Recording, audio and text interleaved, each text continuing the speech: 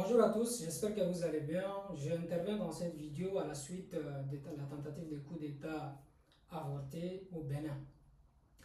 Le phénomène des coups d'État a ressurgi depuis plus de 5 ans dans le Sahel comme une réponse à la crise politique qui traverse nos régions. Ces crises politiques qui font ressurgir les militaires dans l'espace public n'est pas anodine et inédite. En fait, en 1990, suite à la conférence de Bonn que Mitterrand avait donnée, beaucoup de dirigeants africains ont plus ou moins, pour certains, adopté la voie de la démocratie. Pour d'autres, ils ont été balayés par la force, c'est-à-dire par les coups d'État militaires, qui ont été plus ou moins soutenus par les régimes occidentaux et les puissances internationaux, afin d'apporter justement une réponse à la crise économique, sociale et politique qui traversait justement nos États africains. Aujourd'hui, depuis plus de 5 ans, nous assistons justement à la résurgence des coups d'État dans l'espace public, dans l'espace politique. Les militaires qui viennent prendre le pouvoir promettent plus ou moins la restauration de la démocratie et la résolution des crises politiques qui traversent nos États africains. Sauf que dans cette tentative de gouvernance, de domination, de gestion de la cité ou de la politique, pour dire ainsi, pour certains militaires, ils arrivent au pouvoir sans pour autant apporter une réponse. Ils durcissent en fait leur régime plus que ce qui était instauré auparavant. Dans cette circonstance, où se trouve le peuple?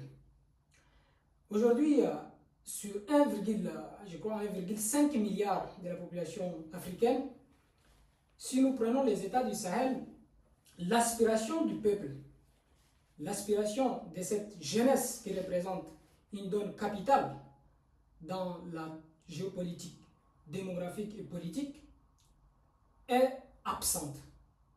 Pour la simple et bonne raison que les militaires qui arrivent et prennent le pouvoir ne répondent malheureusement pas aux attentes de ce peuple-là.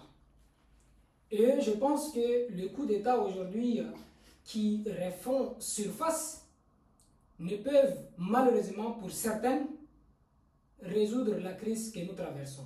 C'est pourquoi nous, jeunesse sahélienne, africaine et particulièrement tchadienne, adoptons une approche plutôt de neutralité et en même temps de prudence face à ces tentatives de prise de pouvoir par les armes.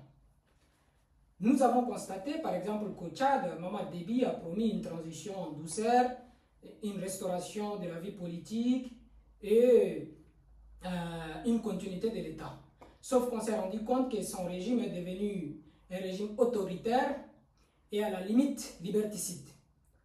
Des opposants se trouvent en prison, d'autres sont tués et une bonne partie des Tchadiens se trouvent aujourd'hui exilés. Et ce sont plus ou moins des opposants politiques. Dans cette circonstance, on ne peut pas parler de la restauration de l'État. C'est tout simplement une instauration de l'autoritarisme et à la limite de la dictature. L'AES, la Confédération des Alliances des États du Sahel, ont leurs propres particularités avec des difficultés qu'ils rencontrent haut et bas, notamment au Mali.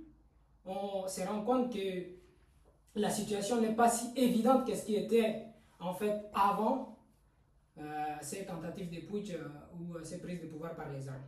Donc nous, jeunesse tchadienne, jeunesse sahélienne, jeunesse africaine, ne devons pas soutenir en fait la prise des armes comme une alternative à la crise politique qui traverse en fait nos États africains.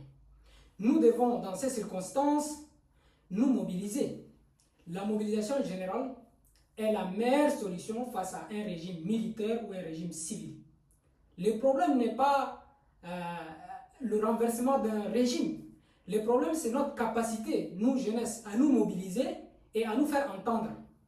Et cette voix ne peut en aucun moment être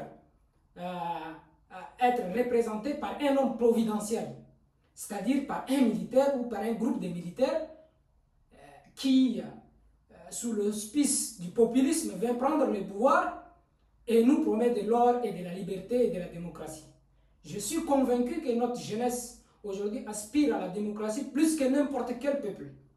Mais nous devons raison garder et nous devons également être prudents pour ne pas soutenir des régimes militaires ou des tentatives de putsch en fermant les yeux et en déléguant en quelque sorte notre propre rôle à des militaires, à des hommes politiques. C'est pourquoi j'appelle toute la jeunesse à se réveiller et à s'éveiller et à mettre un terme à ces soutiens à la limite aveugles contre les prises des armes par le prise de pouvoir par les armes ou à des régimes qui s'apparentent à de la dictature. Merci beaucoup, j'espère que j'ai été plus ou moins clair et j'espère que nous reviendrons très prochainement pour vous apporter d'autres formats et d'autres réflexions qui peuvent être assez intéressantes.